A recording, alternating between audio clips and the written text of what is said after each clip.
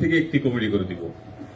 আপনারা আমাকে প্রতিটি ইউনিয়ন থেকে গুরুত্বপূর্ণ রাস্তাগুলোর, কারণ আমি যদি এখন আপনাদের কাছ থেকে রাস্তার লিস্ট না পাই, আমি এটাকে ডিপিপিতে ঢুকাতে পারবো। ডিপিপিতে ঢুকাতে 1 বছর সময় লাগবে। শুধু রাস্তাটাকে সরকারের কাগজে ঢুকাতে 1 বছর সময় লাগবে। এখানে অনেক চেয়ারম্যান মহোদয়রা ভালো জানেন জিনিসগুলা। 1 বছর সময় লাগবে। 1 বছর পরে ডিপিপি থেকে যাবে, এটা পরিকল্পনা মন্ত্রণালয়। ওখানে তদবির করে আজকেও যদি আমাকে লিস্ট দেন, ওই রাস্তা করতে আমার 2 বছর সময় লাগবে কম পক্ষে। এবং সবগুলো লিস্ট থেকে পাবো কিনা সবটাও আমি জানি না, কিন্তু আমাকে তো কাজ আরম্ভ করতে হবে। এখন আমার পক্ষে প্রতিটি ইউনিয়নে গুরুত্বপূর্ণ রাস্তাকে আমি তো আমার পক্ষে বাইর করা কি সম্ভব?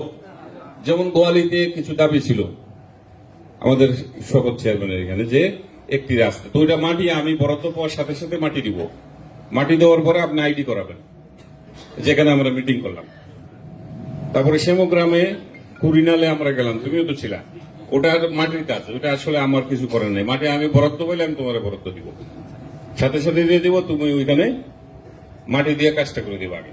এইরকম নির্বাচনের সময় আমি কৃষ্ণনগর গিয়েছিলাম, ওখানে আপনার বোধ উত্তর লক্ষ্মীপুর চেয়ারম্যান সাহেব, উত্তর লক্ষ্মীপুরের কে আছে মেম্বার সাহেব? আচ্ছা, আপনাদের ওইখানে একটা খালের দাবি করেছিল বোধ হয়। উত্তর লক্ষ্মীপুর না তো? মুসলিম ভাই কোন এলাকা?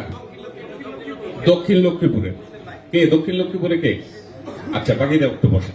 ওখানে একটি চক আছে না, চকে তোমাদের খাল আছে, এটা শুকিয়ে যায়, রাইট? এটা তোমাদের কাটার দাবি আছে, বিদেশ থেকে আসছে।